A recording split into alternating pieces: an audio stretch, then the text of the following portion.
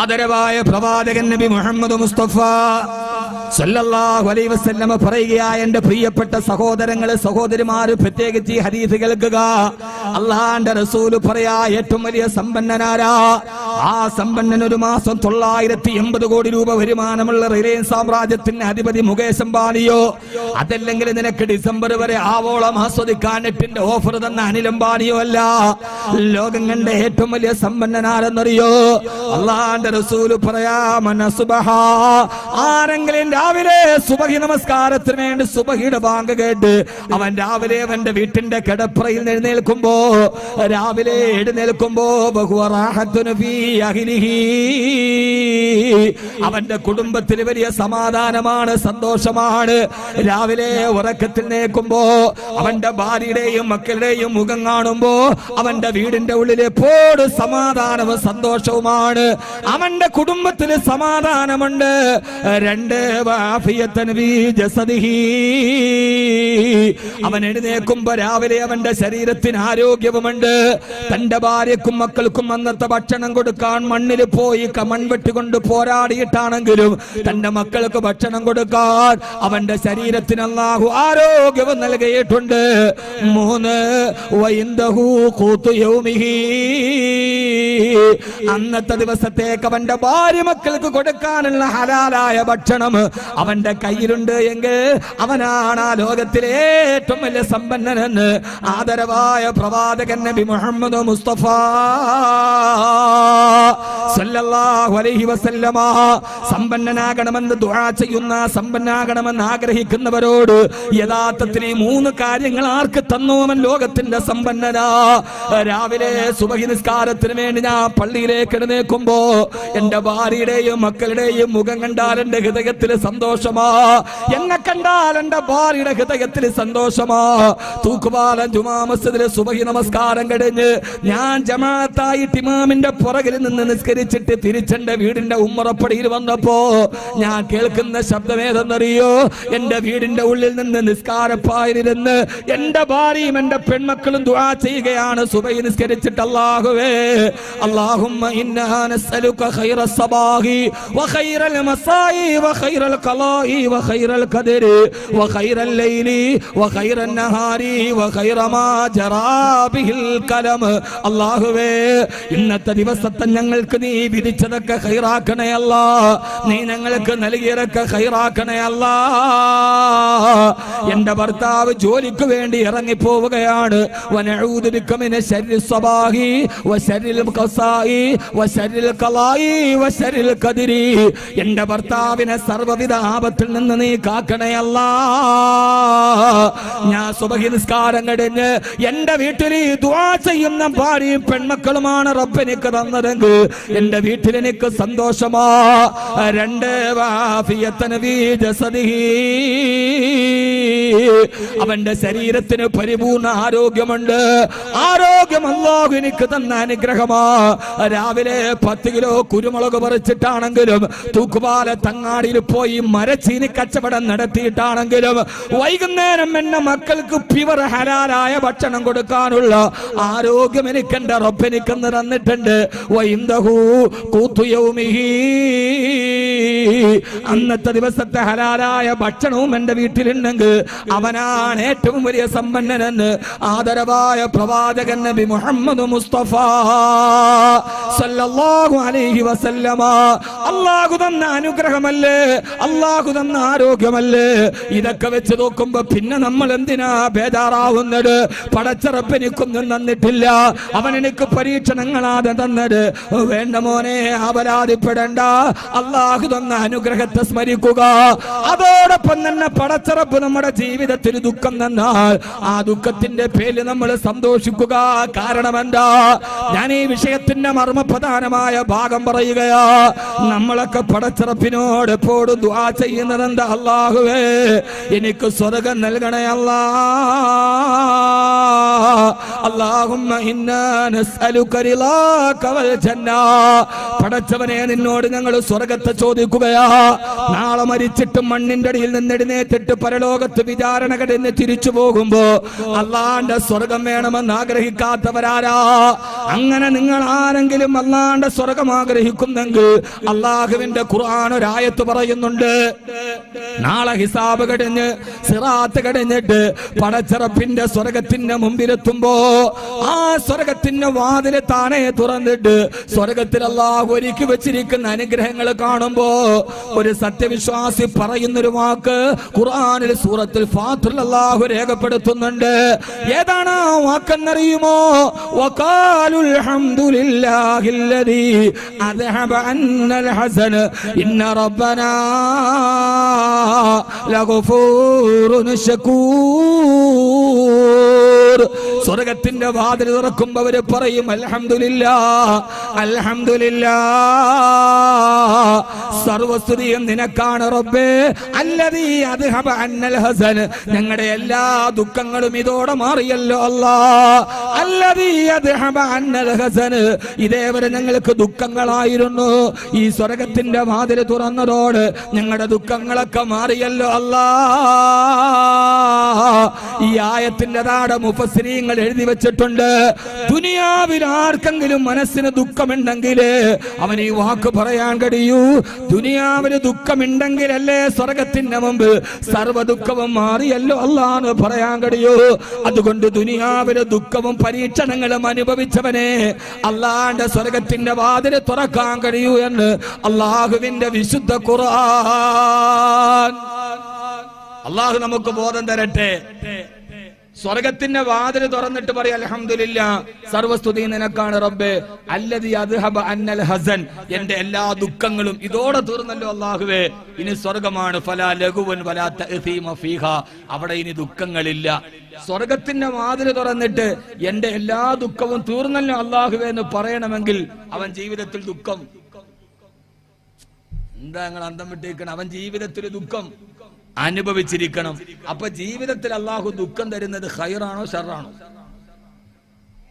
ദുനിയാവാണ് യഥാർത്ഥ ജീവിതം എന്ന് കരുതുന്നവന് ഷർറൻ. ഇതല്ല, ഈ ദുനിയാവ് താൽക്കാലികമാണ്, ആഖിറമാണ് വലുത് എന്ന് കരുതുന്നവന് അത് ഖൈറാൻ. കാരണം അതുകൊണ്ട് മഹാന്മാര് പറയുന്നുണ്ട്, ജീവിതത്തിൽ ഒരു ദുഃഖവും അനുഭവിക്കാത്തവൻ സ്വർഗത്തിൽ പോകാൻ വലിയ പാടാണ്. ഞാനൊരു ആന്റി ക്ലോക്ക് വൈസിലേക്ക് വിഷയത്തെ കൊണ്ടുവരണം. ആദ്യം ഞാൻ പരീക്ഷണം പറയല്ല, ആദ്യം ഞാനൊരു പ്രതീക്ഷ നൽകാൻ. ഇതൊക്കെ ഖുർആനാണ്. ഇത് അഹമ്മദ് കബീർ വെളിയെന്ന് പറഞ്ഞ ഇത് ഖുർആൻ സൂറത്തുൽ ഫാത്തിർ.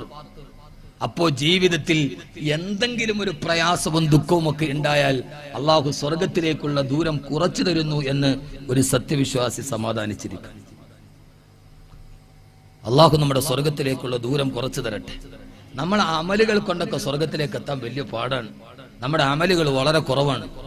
പക്ഷേ അമലുകൾ കുറവായ ഒരു മനുഷ്യനെ അള്ളാഹു സ്വർഗത്തിലേക്കുള്ള ദറജകൾ ഉയർത്തുന്നത് അവന്റെ ജീവിതത്തിൽ അള്ളാഹു നൽകുന്ന ചില തർബിയത്തിലൂടെ. അവനെ അള്ളാഹു ഇങ്ങനെ ചുട്ടു പഴുത്തെടുപ്പിക്കും. അള്ളാഹു നമ്മളെ പരീക്ഷണങ്ങളിൽ നിന്ന് കാക്കട്ടെ. ചിലപ്പോ അപ്പൊ നമുക്ക് ദുആ ചെയ്യാൻ പറ്റൂല, പടച്ചോനെ നീ എനിക്ക് ഇനിയും പരീക്ഷണം താ അള്ളാഹു എന്ന്. അതുകൊണ്ടല്ലേ ക്യാൻസർ പിടിച്ച് മാരക രോഗം പിടിച്ചു മരിച്ചുപോയ ആളുകൾ സ്വർഗത്തിൽ അവന്റെ പ്രതിഫലം കാണുമ്പോ രോഗമില്ലാത്ത ആളുകൾ അള്ളാഹുവിനോട് ചോദിക്കും, അള്ളാഹുവേ നീ എന്തുകൊണ്ട് ഞങ്ങൾക്ക് രോഗം തന്നില്ല അള്ളാഹുവേ എന്ന് ചോദിക്കുമെന്ന് നബിയുനാ റസൂലുള്ളാഹി. ഇപ്പൊ നമ്മുടെയൊക്കെ മനസ്സില് വലിയൊരു ചിന്ത, റിയാസിനോട് നമുക്കൊരു സഹതാപമാണ്. പക്ഷേ യഥാർത്ഥത്തിൽ സഹതപിക്കേണ്ടത് ആരോടാണ്? നമ്മളോടാണ്. എടാ പച്ചപ്പൊട്ട, ആ മനുഷ്യനെ അള്ളാഹു സ്വർഗത്തിലേക്ക് അടുപ്പിക്കാൻ, അവന്റെ പാപങ്ങൾ പൊറുക്കാൻ. അപ്പൊ ഞാൻ എന്നോട് പറയണം, എടാ പൊട്ട, നീ അവനെ സഹതപിക്കാതെ നിന്റെ കാര്യത്തിൽ സഹതപിക്ക്, നിന്റെ അമലുകൾ കൊണ്ട് നീ സ്വർഗത്തിലേക്ക് എത്താൻ.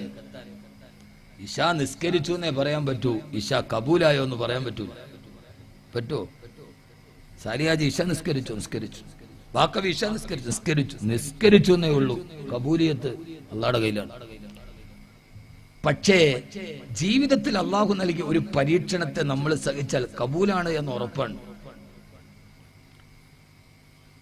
അള്ളാഹു അവന്റെ മുമ്പിൽ നിവർന്നു നിൽക്കാനുള്ള ഒരു അവസരം അള്ളാഹു തരുകയാണ് സത്യവിശ്വാസി. അതാണ് രോഗം. അള്ളാഹു പറയുന്നുണ്ട്, അതുകൊണ്ട് എപ്പോഴും ഒരു കാര്യത്തെ നമ്മൾ പോസിറ്റീവായി ചിന്തിക്കണം. ഏത് കാര്യത്തെയും പോസിറ്റീവായി ചിന്തിക്കണം. ഞാൻ പലപ്പോഴും പറയാറുണ്ട്, പോസിറ്റീവായി ചിന്തിച്ചാലേ ജീവിക്കാൻ പറ്റും. ഞാൻ എപ്പോഴും പറയും, ശത്രുക്കൾക്ക് വേണ്ടി കാര്യമായി ദുആ ചെയ്യും. കാരണം നമ്മുടെ വിജയത്തിന്റെ അടിത്തറ നമ്മുടെ ശത്രുക്കളാണ്. ഇപ്പൊ ഞാൻ വീഴാൻ വേണ്ടി ഒരുത്തം കാത്തു നിൽക്കുക, ഇവൻ എപ്പോ ഒന്ന് വീഴും എന്ന് കാത്തു നിൽക്കാണ് എന്റെ ശത്രു. അപ്പൊ എന്റെ മനസ്സിൽ അള്ളാഹു അവന്റെ മുമ്പിൽ വീഴാൻ പാടില്ല, എനിക്ക് അവന്റെ മുമ്പിൽ വിജയിക്കണം, ഇസ്സത്തോടെ നിൽക്കണം എന്ന ഒരു പോസിറ്റീവ് എനർജി എനിക്ക് വാശി തന്നത് എന്റെ ശത്രുവാണ്. അപ്പൊ ദുആ ചെയ്യണം, അള്ളാഹു എന്റെ ശത്രുവിന് ദീർഘായി സാഫിയത്തോടു കൂടി കൊടുക്കണേ അള്ളാഹുവേ, ധാരാളം ശത്രുക്കൾ എനിക്ക് തരണേ അള്ളാഹുവേ ദുആ ചെയ്യണം. അതുകൊണ്ടാണ് ഹബീബായ റസൂലുള്ളാഹി സ്വല്ലല്ലാഹു അലൈഹി വസല്ലം ശത്രുക്കൾക്കെതിരെ ദുആ ചെയ്യരുത്, ശത്രുക്കൾക്കെതിരെ ദുആ ചെയ്യരുത്. അവര് നമ്മുടെ ജീവിതത്തിന്റെ വിജയത്തിന്റെ പോസിറ്റീവ് പോയിന്റാണ്. മാഷാ അല്ലാഹ്, സുബ്ഹാനല്ലാഹ്. അള്ളാഹു നമുക്ക് നല്ല ചിന്തകൾ തരട്ടെ. എന്താ ആമീൻ പറയാത്ത? നല്ല ചിന്ത തരട്ടെ. നിങ്ങൾ കുരുമുളകിന്റെ വിലയും നോക്കി രാവിലെ വൈകുന്നേരം ഇങ്ങനെ ഇരുന്നാൽ മതി. ഈ കാര്യം ഒന്നും നിങ്ങൾ ചിന്തിക്കണ്ട. നിങ്ങൾ കുരുമുളകിന് വില ഇടിഞ്ഞോ ഏലക്കാക്ക് കൂടിയോ, ഈ രണ്ട് വർത്താനല്ലാതെ മൂന്നാമതൊരു വർത്താനം നമുക്കില്ല. അതല്ല, ഇവിടെ ഏറ്റവും പ്രധാനപ്പെട്ടത് സ്വർഗമാണ്. അള്ളാഹു നൽകി അനുഗ്രഹിക്കട്ടെ. കാരണം ജീവിതത്തിൽ പരീക്ഷണങ്ങൾ സ്വാഭാവികമാണ്. അള്ളാഹു പറയുന്നുണ്ട്,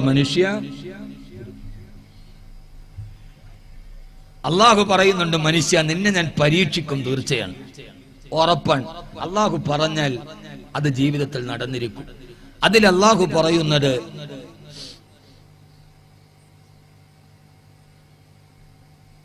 ഏഴ് രീതിയിൽ അള്ളാഹു നമ്മൾ പരീക്ഷിക്കും. എത്ര രീതിയിൽ? ഏഴ്. എന്താ നിങ്ങളൊരു ഉറപ്പില്ലാത്ത? നിങ്ങളെ നല്ല എല്ലാരും എന്നെ മുഖമൊക്കെ പരിചയമുണ്ട്. 17 വർഷം കഴിഞ്ഞ് കണ്ടാലും എനിക്ക് എല്ലാവരും അറിയാം. ആയിരിക്കണ പൊടിയാണ്, അപ്പത്തിരിക്കുന്ന റഷീദാണ് കളരിക്കൽ, അപ്പുറത്തെ അനീഫാണനാണ്, അപ്പുറത്തെ ഇബ്രാഹിം അല്ലേ, വെട്ടിയാനിക്കൽ കല്ല്. പിന്നെ എനിക്കറിയാം 17 വർഷത്തിന് ശേഷമാണെങ്കിലും എനിക്കെല്ലാം ഓർമ്മയുണ്ട്. അള്ളാഹു നമ്മുടെ ഓർമ്മകളെ നിലനിർത്തി തരട്ടെ. സൗഹൃദങ്ങളാണ് വലുത്. എപ്പോഴും ജീവിതത്തിൽ എന്ത് നഷ്ടപ്പെട്ടാലും നഷ്ടപ്പെടാത്തത് സൗഹൃദങ്ങളും കടപ്പാടുകളുമാണ്. അള്ളാഹു സൗഹൃദങ്ങളെ അള്ളാഹു നിലനിർത്തി തരട്ടെ. പിന്നെ കാലങ്ങളിൽ വ്യത്യാസം ഉണ്ടാവും. 17 വർഷങ്ങൾക്ക് മുമ്പ് കണ്ട ആളായിരിക്കില്ല ഞാൻ. കാലങ്ങൾ നമ്മളിൽ പക്വത വരുത്തും, കാലങ്ങൾ നമ്മളിൽ മര്യാദ വരുത്തും. ഞാൻ ഈ സമയത്ത് വളരെ നന്ദിയോടെ ഓർക്കുന്ന ഒരാളുണ്ട്, നമ്മുടെ അലിയാരൂർ ഞണ്ണൻ. ഞാൻ ഇവിടെ നിന്ന് പള്ളിയിൽ നിന്നൊക്കെ മാറി ഒരു വാശിക്കലൊക്കെ ആയിട്ട് എന്നാൽ വേറെ പള്ളി വേണമെന്നൊക്കെ പറഞ്ഞു പോകുമ്പോൾ ഞാനൊന്ന് പോകാൻ നേരത്ത് അലിയാരൂർ ഞണ്ണൻ എന്നോട് ആ സ്റ്റെപ്പിൽ വെച്ച് പറഞ്ഞൊരു മറുപടി. ആ അലിയാരൂട്ടൻ എന്നോട് പറഞ്ഞൊരു അന്ന് അദ്ദേഹം പ്രസിഡന്റാണ്. എന്നോട് പറഞ്ഞു, ഉസ്താദെ ഇപ്പൊ നല്ല ചോരത്തിളപ്പാണ്. ഇപ്പൊ ഞാൻ പറഞ്ഞു എനിക്കങ്ങനെ അഡ്ജസ്റ്റ് ചെയ്യാനൊന്നും പറ്റൂല. അലിയാരൂട്ടൻ എന്നോട് പറഞ്ഞു, ഇപ്പൊ നല്ല ചോരത്തിളപ്പാണ് ഉസ്താദെ, കുറച്ചുകൂടിയൊക്കെ ഉസ്താദ് പഠിച്ച് പള്ളിയിലൊക്കെ പോയി ജോലിയും പറയാം, കുറച്ച് വിട്ടുവീഴ്ചയും കുറച്ച് സബറും ഒക്കെ ഉണ്ടെങ്കിൽ ഒരു മഹലിൽ നിൽക്കാൻ പറ്റും. പിന്നീട് ജീവിതത്തിൽ എപ്പോഴും ഞാൻ അദ്ദേഹത്തിന്റെ വാക്കുകളോ അഥവാ അദ്ദേഹത്തിന് ആഫിയത്തും ആരോഗ്യവും കൊടുക്കണം. എന്നതൊരു നല്ല കാരണമാണ്. അദ്ദേഹം പറഞ്ഞ ഓരോ വാക്കും പിന്നീട് എൻ്റെ മേഖല മാറി ഞാൻ തിരക്കുകളിലേക്കും മഹല്ലുകളിലേക്കും മാറുമ്പോൾ പല സങ്കീർണമായ പ്രശ്നങ്ങളിൽ നമ്മൾ തീർപ്പ് കൽപ്പിക്കേണ്ട ഒരു അവസ്ഥ വരുമ്പോൾ പലപ്പോഴും ഞാൻ അദ്ദേഹത്തിന്റെ വാക്കുകൾ ഇന്നും 17 വർഷം മുമ്പ് ആ സ്റ്റെപ്പ് ഒരു വെള്ളിയാഴ്ച ഇറങ്ങുന്ന സമയത്ത് എന്നോട് പറഞ്ഞ വാക്കോർക്കുന്നുണ്ട്. നമ്മുടെ കാരണവന്മാർ, നമ്മുടെ തലയ്ക്ക് മുതിർന്നവർ, അവർ നമുക്ക് പറയുന്ന വാക്കുകൾ സത്യമാണ്. ആദ്യം ചവർക്കും പിന്നെ മധുരിക്കും. ആ വാക്കുകൾക്ക് നല്ല മധുരമാണ്. നമ്മുടെ ജീവിതത്തിൽ ഒത്തിരി വിജയത്തിന് കാരണമാവും. അള്ളാഹു നമ്മളെ നല്ലവരാക്കി തീർക്കുമാറാകട്ടെ. അള്ളാഹു പറയുന്നു, ജീവിതത്തിൽ അള്ളാഹു നമ്മുടെ കാരണവന്മാർ, നമ്മുടെ തലമുതിർന്നവർ, അവർക്കൊക്കെ അള്ളാഹു ആഫിയത്തും ആരോഗ്യം കൊടുത്ത് അനുഗ്രഹിക്കുമാറാകട്ടെ. എന്റെ പ്രിയപ്പെട്ട സഹോദരങ്ങളോട് അള്ളാഹു പറയുന്നുണ്ട്, 7 രീതിയിൽ നിന്നെ ഞാൻ പരീക്ഷിക്കും. ഇന്ന് നമുക്ക് പരീക്ഷണം പറയാം. നാളെ ഈ പരീക്ഷണങ്ങളുടെ കാരണം എന്താണ്, ആ പരീക്ഷണങ്ങളെ തരണം ചെയ്യാനുള്ള മാർഗങ്ങൾ എന്തൊക്കെയാണ്, 2 പാർട്ടായിട്ട് നമുക്ക് പറയാം. അള്ളാഹു സ്വീകരിക്കട്ടെ. ഒന്ന്, എണ്ണി പഠിച്ചോണം കേട്ടോ. പടി ഞാൻ ഇടയ്ക്കിടയ്ക്ക് ചോദിക്കും.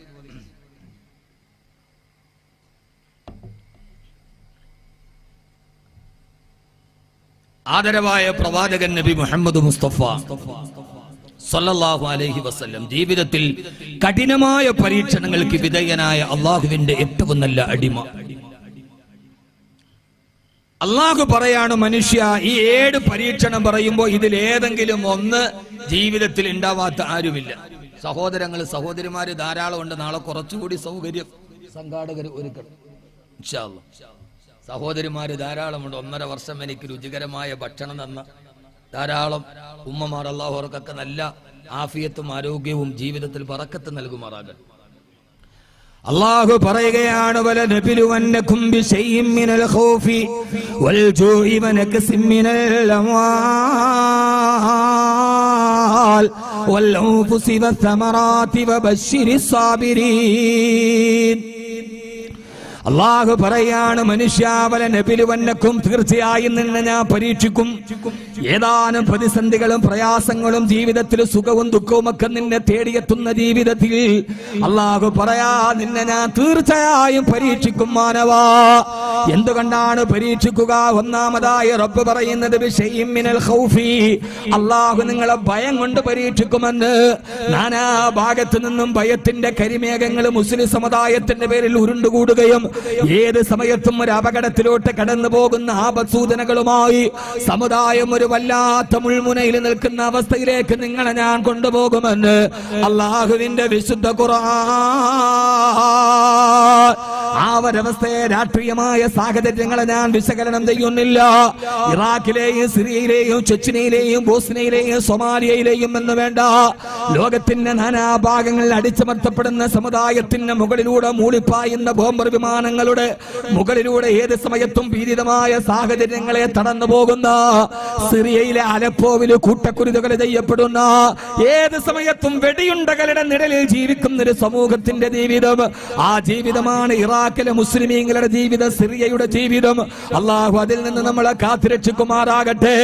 രാവിലെ പത്രമാധ്യമങ്ങൾ മുഴുവനും അടിക്ക് തിരിച്ചടി എന്ന വെണ്ടക്കാച്ചരത്തിൽ നിരത്തുമ്പോഴും ഇന്ത്യ രാജ്യത്തിന്റെ ശിരോഭാഗമായ കാശ്മീരിന്റെ അതിർത്തിയിൽ വെടിയൊച്ച മടങ്ങുമ്പോഴും ഒരു രണ്ടാം ഇന്ത്യ പാക് യുദ്ധത്തിന്റെ ഭീതിയിലേക്ക് കടന്നു പോകുമ്പോഴും ഈ സമൂഹം മുഴുവനും വല്ലാത്തൊരു ഭീതിയുടെ അവസ്ഥയിലാ. രണ്ട് രാജ്യങ്ങൾ തമ്മിലുള്ള ശത്രുതകൾ ഒരു രാജ്യത്തിന്റെ പുരോഗതിക്ക് തടസ്സം നിൽക്കുന്നതാണ്. ഒരു യുദ്ധം ഒരിക്കലും ഒരു സമൂഹത്തിന് അഭിലഷണീയമല്ല. അല്ലാഹു നമ്മുടെ സമൂഹത്തെ, നമ്മുടെ രാജ്യത്തെ അല്ലാഹു സമാധാനത്തിൽ നിലനിർത്തുമാറാകട്ടെ. എപ്പോഴും നമുക്ക് ദുആ ചെയ്യണം, അല്ലാഹു സമാധാനത്തിൽ നിലനിർത്തുമാറാകട്ടെ. ഒരു യുദ്ധത്തിന്റെ സാഹചര്യം ഒരു രാജ്യത്തിനും അഭിലഷണീയമല്ല എന്ന് ഓർമ്മിപ്പിച്ചുകൊണ്ട് അല്ലാഹു പറയാണ്, നിങ്ങളെ ഞാൻ ഭീതി കൊണ്ട് വല്ലാതെ പരീക്ഷിക്കുമത്രേ. രണ്ടാമത്തേത് പറയുന്നതേരാ, അല്ലാഹു പറയുന്നു, വൽ ജൂഇ, പട്ടിണി കൊണ്ട് നിങ്ങളെ ഞാൻ പരീക്ഷിക്കുമെന്ന് അല്ലാഹുവിന്റെ വിശുദ്ധ ഖുർആൻ. അല്ലാഹു പറയാ, നിങ്ങളെ ഞാൻ പട്ടിണി കൊണ്ട് പരീക്ഷിക്കും. ഈ പരീക്ഷണത്തെ കുറിച്ച് ഞാൻ എന്റെ സദസ്സിനോട് പറയുമ്പോ, ഇന്ന് ഈ തൂക്കുപാലത്തെ എല്ലാ പട്ടംകോളനി മേഖലയിലെ ഒരു വീട്ടിൽ പോലും ഇന്ന് പട്ടിണി കൊണ്ട് അല്ലാഹു പരീക്ഷിച്ചിട്ടില്ല. ഒരു കാലഘട്ടം നമ്മുടെ കാരണവന്മാരോട് ചോദിച്ചാൽ പറയും, ഒരു നേരത്തെ ഭക്ഷണത്തിന് ഗതിയില്ലാതെ മുളയറിയിട്ടിട്ട് ഭക്ഷണം കഴിച്ചിരുന്ന ഒരു പട്ടിണിയുടെ കാലമുണ്ട്. ആ കാലത്തിലേക്ക് നമ്മുടെ കാലം തിരിച്ചു പോയാൽ അല്ലാഹു പറയാ, കൊടും പട്ടിണി കൊണ്ട് നിങ്ങളെ ഞാൻ പരീക്ഷിക്കുമെന്ന്. ആ പരീക്ഷണം ജീവിതത്തിലെങ്ങാനും സംജാതമായാൽ ആരും അറിയാതെ പട്ടിണി കിടക്കുന്ന എത്രയെത്ര നിരവധി അനവധി ആയിരങ്ങളുണ്ട്. ആ പരീക്ഷണമെങ്ങാനും വന്നു പോയാൽ ആ പരീക്ഷണങ്ങൾ ജീവിതത്തിൽ അനുഭവിച്ച നേതാവാണ് ആദരവായ പ്രവാചകൻ നബി മുഹമ്മദ് മുസ്തഫ. ഹബീബായ നബി മുഹമ്മദ് മുസ്തഫ സല്ലല്ലാഹു അലൈഹി വസല്ലമ ഒരു ദിവസം അല്ലാഹുവിന്റെ റസൂൽ സല്ലല്ലാഹു അലൈഹി വസല്ലമ രാത്രിയിൽ തഹജ്ജുദിന് വേണ്ടി എഴുന്നേൽക്കുമ്പോ തന്റെ വീട്ടിൽ നിന്ന് പേരക്കിടാങ്ങളുടെ കരച്ചിൽ കേൾക്കുകയാണ്. ഹസൻ ഹുസൈൻ റളിയല്ലാഹു അൻഹുമാ ചോദിച്ചു, പ്രിയപ്പെട്ട മകള് ഫാത്തിമയോട്, ഫാത്തിമ എന്തേ മക്കള് കരയുന്നത് മോളെ? ഫാത്തിമ റളിയല്ലാഹു തആല മറുപടി പറഞ്ഞത്, അൽ ജുഉ യാ റസൂലല്ലാഹ്, അവർക്ക് വിശന്നിട്ടാണ് നബിയേ. പാതിരാ സമയത്ത് വിശന്നിട്ടുറക്കം വരാതെ പിഞ്ചു കുഞ്ഞുങ്ങള് കരയാ. തൂക്കുപാലത്തെ പെങ്ങളെ, ഇങ്ങനൊരു അവസ്ഥ നിന്റെ ജീവിതത്തിൽ നീ അഭിമുഖീകരിച്ചിട്ടുണ്ടോ? നബി സല്ലല്ലാഹു അലൈഹി വസല്ലമ ഫാത്തിമ റളിയല്ലാഹു അൻഹയോട് പറഞ്ഞു, ഫാത്തിമ അവർക്ക് കഴിക്കാൻ ഒന്നുമില്ല ഉപ്പ, എന്നാൽ അവർക്ക് മുലപ്പാല് കൊടുക്കുമോളെ. ഫാത്തിമ റളിയല്ലാഹു അൻഹയോട് മുലപ്പാല് കൊടുക്കാൻ പറഞ്ഞിട്ട് ഹബീബായ മുത്തുമാറി നിന്നു. കുറെ കഴിയുമ്പോ പാതിരാവിന്റെ നിശബ്ദതയിൽ അടക്കി പിടിച്ച തേങ്ങൽ കേൾക്കുമ്പോ ഹബീബായ നബി തങ്ങള് തിരിഞ്ഞു നോക്കവേ വാതിൽ പടിയിൽ മുഖം കുലിച്ചിട്ട് പ്രിയപ്പെട്ട പൊന്നുമോള് പൊട്ടിക്കരയാ. എന്താ പൊന്നുമോളെ? ഗദ്ഗത കണ്ടയാ അടുത്തതായി തന്റെ പ്രിയപ്പെട്ട ഉപ്പയോടൊരു മകള് പറഞ്ഞ വാക്ക്, അഭിനവകാല സമൂഹത്തിന്റെ കോൺക്രീറ്റ് സൗധത്തിൽ നിന്ന് രാജകീയ നൗകയിലേറി പഞ്ചനക്ഷത്ര ഹോട്ടലുകളുടെ പിന്നാമ്പുറങ്ങളിൽ സുഖം തേടി അലയുന്ന ആഡംബരത്തിലേക്ക് കഴിഞ്ഞു വന്ന ഇന്നലെയുടെ ഇസ്ലാമിന്റെ ദീൻ മറന്ന് ആഡംബരത്തെ വാരിപ്പുറന്നൊരു സമൂഹത്തോട് ഞാൻ ഓർമ്മിപ്പിക്കുകയാ. അല്ലാഹുവിന്റെ റസൂലിന്റെ പൊന്നുമോള് പറഞ്ഞു, ഉപ്പാ മുലപ്പാല് കൊടുക്കുന്നത് എങ്ങനെയാ? 2 മാസമായി പ്രിയപ്പെട്ട മോള് ഭക്ഷണം കഴിച്ചിട്ട് 2 മാസമായി പട്ടിണി കിടന്ന കാരണത്താൽ ഉപ്പാന്റെ മകളുടെ സ്ഥലത്തില് മുലപ്പാല് പോലും വറ്റിപ്പോയി ഉപ്പാ എന്ന മഹതിയായ ഫാത്തിമ ബീവി മറുപടി പറയുമ്പോ, 2 മാസമായി ഭക്ഷണം കഴിച്ചിട്ട് മുലപ്പാല് പോലും വറ്റിപ്പോയ മകളെ കാണുമ്പോ ഹബീബായ നബി തങ്ങൾ കുറക്കം വന്നില്ല. രാവിലെ സുബഹി കഴിഞ്ഞപ്പോ നേരെ നടന്നു പോയി മദീനയുടെ നായകന് ജൂതന്റെ ഈത്തപ്പഴത്തോട്ടത്തിൽ പോയി ജൂതനോട് ചോദിച്ചു, ഞാൻ നിന്റെ ഈത്തപ്പഴത്തിന് വെള്ളം കോരി തരട്ടെയോ? ജൂതനോട് കൂലി നിശ്ചയിച്ചു കൊടുത്തു. എന്റെ പ്രിയപ്പെട്ട സമുദായം ഇത് മനസ്സിലാക്കണം, ഇത് പറയുന്നത് വ്യക്തമായ ചില കാരണങ്ങളോടെയാ. ഹബീബായ നബി തങ്ങൾ ഈത്തപ്പഴം തരത്തട്ടത് ഈത്തപ്പന മരത്തിന് വെള്ളം കോരുകയാ. 10 ഈത്തപ്പന മരത്തിന് 1 ദീനാറ് കണക്ക് വെച്ച് ഹബീബായ നബി തങ്ങൾ കിണറ്റിൽ നിന്ന് വെള്ളം കോരി ഈത്തപ്പഴത്തോട്ടത്തിന് വെള്ളം നനക്കാൻ തോൽപാത്രത്തിന് വെള്ളം നനച്ച് തന്റെ റിസാലത്തിന്റെ ചുമരിലേക്ക് എടുത്തു വെച്ച് ഖാതമുൻ നുബുവത്തിന്റെ അടയാളമുള്ള തോളിന്റെ മുകളിലേക്ക് തോൽപാത്രത്തിന് വെള്ളം നിറച്ച് ഈത്തപ്പന മരങ്ങൾക്ക് നിറച്ചു കൊടുക്കവേ അവസാന കിണറ്റിൽ നിന്ന് വെള്ളം കോരുമ്പോ ഹബീബായ മുത്തിന്റെ കയ്യിൽ നിന്ന് തോൽപാത്രം താഴേക്ക് വീണു. വെള്ളം കോരുന്ന പാത്രം താഴേക്ക് വീണു. വെള്ളം കോരാ പാത്രമില്ലാതെ നിർനിമേഷനായി നിൽക്കുമ്പോ ഓടി വന്ന ജൂതൻ കാണുന്നത് എന്റെ തോൽപാത്രം കിണറ്റിൽ വീണ് കിടക്കുന്നതാ. എന്റെ പ്രിയപ്പെട്ട സമുദായത്തിന് അറിയുമോ എന്നറിയില്ല, ഹബീബായ നബി തങ്ങളുടെ വലത്തെ തോളിലേക്ക് തന്റെ കൈ വീശിയിട്ടാഞ്ഞടിച്ചു ജൂതപ്പരിശ. ഹബീബായ നബി തങ്ങള് വേദന കൊണ്ട് പൊളഞ്ഞു പോയി. കടക്ക് മുഹമ്മദേ എന്റെ തോട്ടത്തിൽ നിന്ന്, കടക്ക് മുഹമ്മദേ എന്റെ തോട്ടത്തിൽ നിന്ന് സല്ലല്ലാഹു അലൈഹി വസല്ലം. ഹബീബായ നബി തങ്ങൾ പറഞ്ഞു ജൂതനോട്, എന്നെ നീ വെറുതെ പുറത്താക്കരുത്, ഇതുവരെ കോരിയ വെള്ളത്തിന്റെ കൂലിതാ.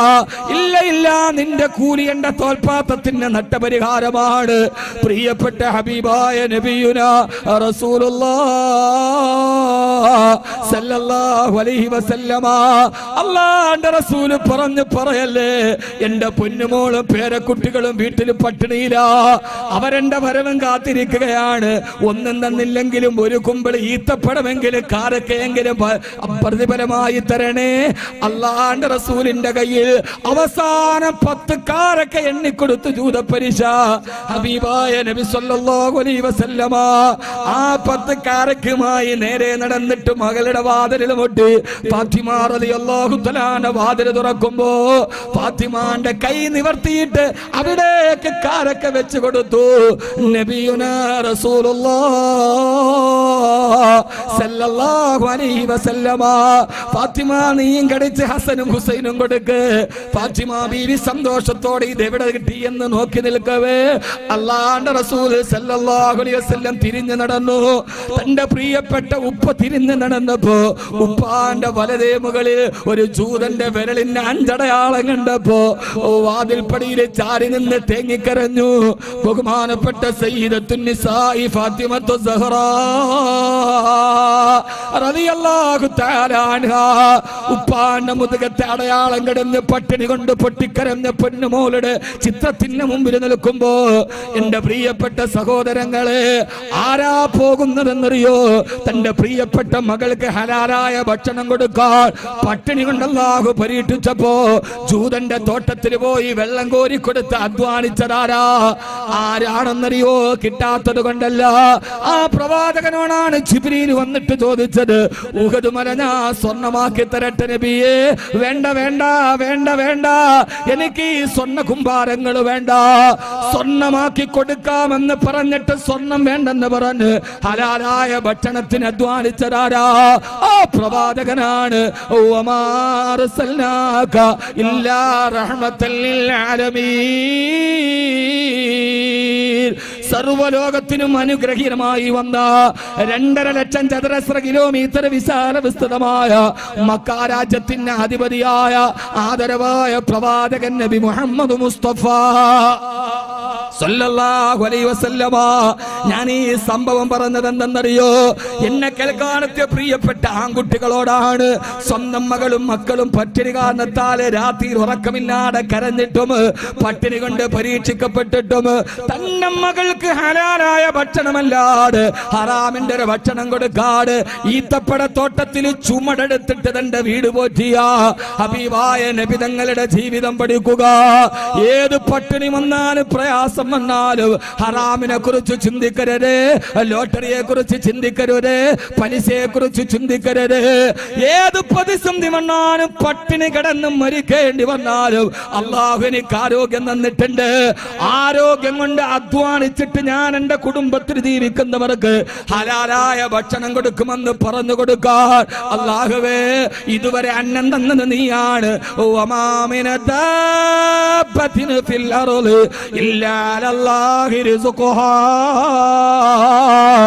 ലോകത്തുള്ള പക്ഷിപർവാദികളുടെയും മനുഷ്യന്റെയും ഭക്ഷണം പടച്ചറപ്പിന്റെ കയ്യിലാ.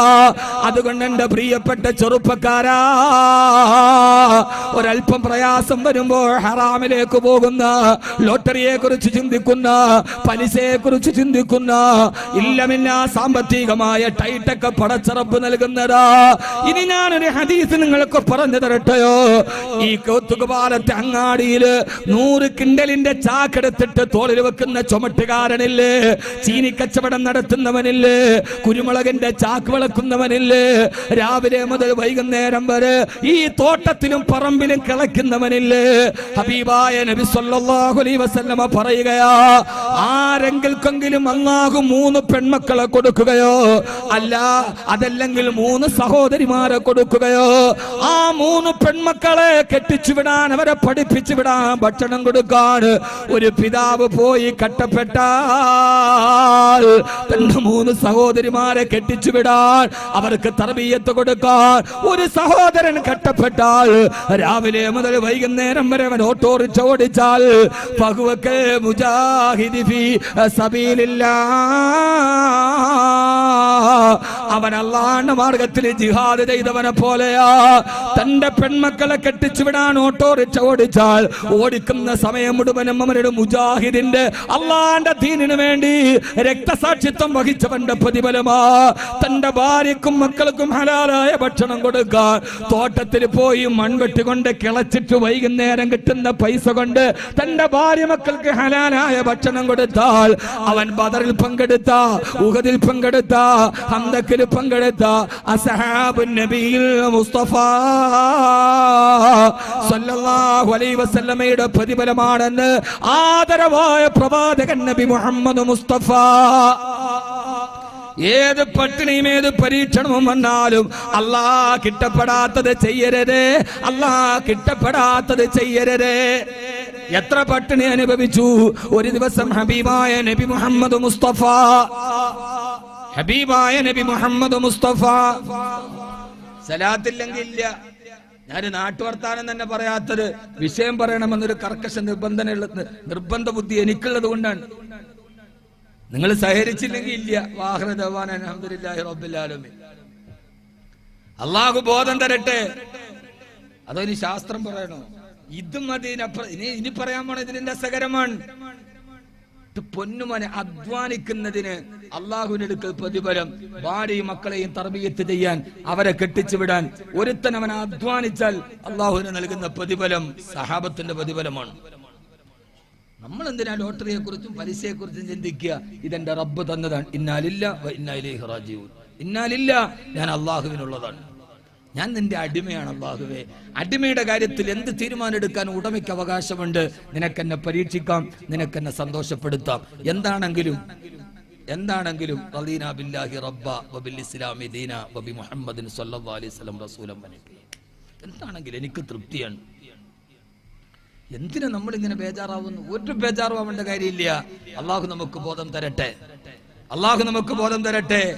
ആദരവായ പ്രവാചകൻ നബി മുഹമ്മദ് മുസ്തഫ. ഇത്രയും പോരാ, ഹബീബായ നബി മുഹമ്മദ് മുസ്തഫ സല്ലല്ലാഹു അലൈഹി വസല്ലം ഒരു ദിവസം വീട്ടിലിരിക്കുമ്പോ ഫാത്തിമ റളിയല്ലാഹു തആല കടന്നു വന്നു. കയ്യിലൊരു പകുതി റൊട്ടിക്കഷ്ണം ഇരിക്കുന്നുണ്ട്. ചോദിച്ചു, മോളെ ഇതെന്താണ് മോളെ, മോളെ ഇതെന്താണ് മോളെ? ഓ വാപ്പാ വാപ്പാ, ഇത് ഞാൻ എന്റെ കൈ കൊണ്ട് ഇന്ന് മാവ് കുടച്ചിട്ട് ഞാൻ തന്നെ റൊട്ടി ഉണ്ടാക്കിയതാണ്. ഖബസ്തുഹാ ബിയദീ, ഇത് ഞാൻ എന്റെ കൈ കൊണ്ട് മാവ് കുടച്ചിട്ടുണ്ടാക്കിയ റൊട്ടിയാണുപ്പാ. ഈ ഒരൊറ്റ റൊട്ടി എന്റെ വീട്ടിലുള്ളൂ. ഞാനും എന്റെ ഭർത്താവായ അലിയും അത് തിന്നാൻ പോയപ്പോ എനിക്കെന്റെ ഉപ്പാനെ ഓർമ്മ വന്നു, എനിക്കെന്റെ വാപ്പയെ ഓർമ്മ വന്നു. നമ്മൾ സുഭിക്ഷതയിൽ കഴിയുമ്പോ നമ്മുടെ വാപ്പയും ഉമ്മയും കഷ്ടപ്പാടിൽ കഴിയുക പാടില്ല സഹോദരങ്ങൾ. ഓർമ്മ വരണം നമുക്കവരെ. അവരെ എങ്ങനെയാണ് മറക്കാൻ കഴിയുക? വാപ്പ, എനിക്ക് ഓർമ്മ വന്നു, എന്റെ ഉപ്പയെ ഞാൻ വയറ് നിറച്ച് ഭക്ഷണം കഴിച്ചപ്പോ. ഇന്ന് നമ്മൾ വയറ് നിറച്ച് ഭക്ഷണം കഴിക്കുമ്പോ നമുക്കൊരു നേരത്തെ ഭക്ഷണം തരാൻ 3 നേരം പട്ടിണി കിടന്ന ഉമ്മയെ നമ്മൾ എന്തേ മറന്നുപോയി? നമ്മുടെ ഉമ്മ 3 നേരം അവര് പട്ടിണി കിടന്നിട്ട് അവര് നമുക്ക് ഭക്ഷണം തന്നു. എന്തേ നമ്മൾ ഉമ്മയെ മറന്നത്? ലോകത്തെവിടെ എത്തിയാലും എന്തേ നീ ഉമ്മയെ മറന്നത്? എന്റെ പൊന്നുമോനെ, മറക്കാൻ കഴിയാത്ത ചില ഓർമ്മകളുണ്ട് ജീവിതത്തിൽ. ആ ഓർമ്മകൾ വളരെ വലുതാണ്. അള്ളാഹു നമ്മുടെ മാതാപിതാക്കൾക്ക് ആഫിയത്ത് കൊടുക്കട്ടെ. ഉമ്മയേക്കാൾ വലിയ എഞ്ചിനീയർ ആരാ? കണ്ടിട്ടുണ്ടോ ഉമ്മയേക്കാൾ വലിയ എഞ്ചിനീയറിനെ? ഉണ്ടോ? ഉമ്മയേക്കാൾ വലിയ ഡോക്ടർ ആരാ? മോനെ, പൃഥ്വിഭാഗത്ത് ചെറുപ്പകാലത്ത് ഞാൻ കളിപ്പാട്ടം കൊണ്ട് കളിക്കുമ്പോ കയ്യിലിരുന്ന കളിപ്പാട്ടം താഴെ വീണ് ചിതറുമ്പോ കളിപ്പാട്ടത്തിന്റെ മുമ്പിലിരുന്ന് പൊട്ടിക്കരയവേ ഓടി വന്ന് ചിതറിപ്പോയ കളിപ്പാട്ടം എടുത്ത് ഒരല്പസമയം കൊണ്ട് നേരെയാക്കി പൊന്നുമോനെ കളിച്ചോന്ന് പറഞ്ഞിട്ട് എന്റെ കയ്യിൽ വെച്ച് തന്ന എന്റെ ഉമ്മയേക്കാൾ വലിയ ജീവിതത്തിൽ കണ്ടിട്ടില്ല.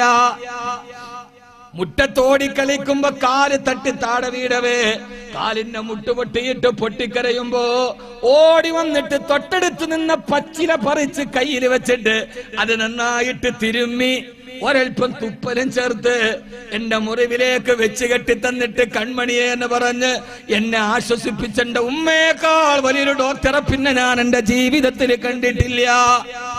വാപ്പ ഒരു കോടതിയാണ്.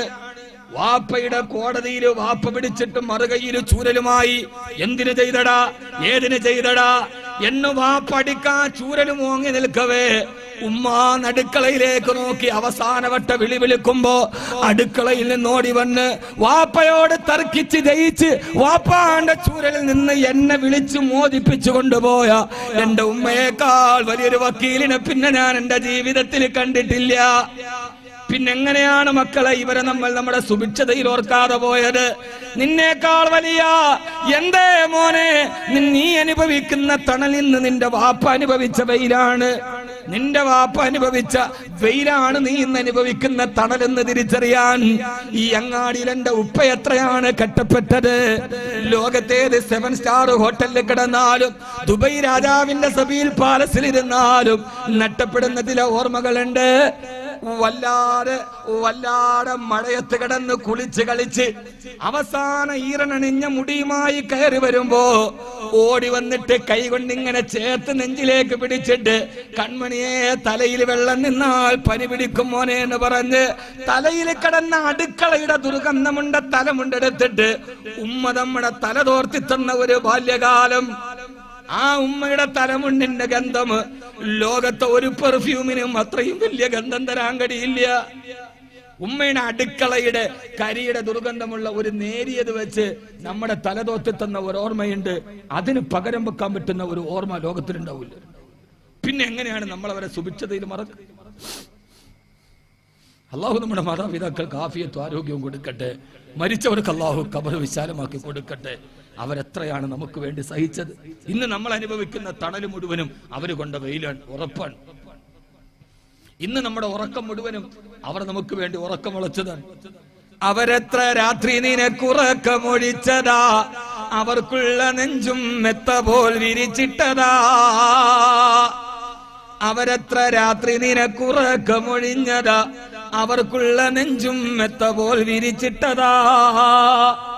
അള്ളാഹു നമ്മുടെ സുഭിക്ഷതകളിൽ നമ്മുടെ മാതാപിതാക്കളെ മറക്കാതിരിക്കാനുള്ള മനസ്സ് അള്ളാഹു നൽകട്ടെ, അള്ളാഹു നൽകട്ടെ. അള്ളാഹു നൽകട്ടെ. ഇന്ന് നമ്മുടെ ലോകത്തിന് മാതാപിതാക്കൾ വേണ്ട. അവർക്കിന്ന് അവര് മാത്രം മതി. അവരിലേക്ക് അവർ ഒതുങ്ങിക്കൊടുകയാണ്.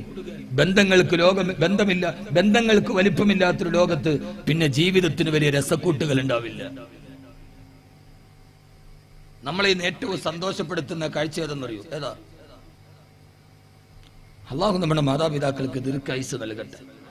ഒരു കാര്യം നിങ്ങൾ പ്രത്യേകം ദുആ ചെയ്തോളി. എന്റെ ഇടയിൽ ഓർമ്മിപ്പിക്കുകയാണ്, നമ്മുടെ മാതാപിതാക്കൾ ശ്വാസം വിടാൻ കഴിയാതെ കട്ടിലിൽ കിടക്കുന്നവരാണെങ്കിലും അവർക്ക് അവരുടെ തൊണ്ടയിൽ ശബ്ദമുള്ളിടത്തോളം കാലം നമ്മൾ മോനാണ്. അവര് മരിച്ചാൽ പിന്നെ നമ്മൾ മകനല്ല. ആണോ? സന്ധ്യാസമയത്ത് കയറി വരുമ്പോ വാതിൽ പെരുമാറ്റം കേൾക്കുമ്പോ മോനെ എന്നകത്ത് നിന്നൊരു വിളി കേൾക്കണമെങ്കിൽ അവര് ജീവിച്ചിരിക്കും. അവര് മരിച്ച പിന്നെ നമ്മളെ മോനെ എന്ന് വിളിക്കാൻ ലോകത്താരാ ഉള്ളത്?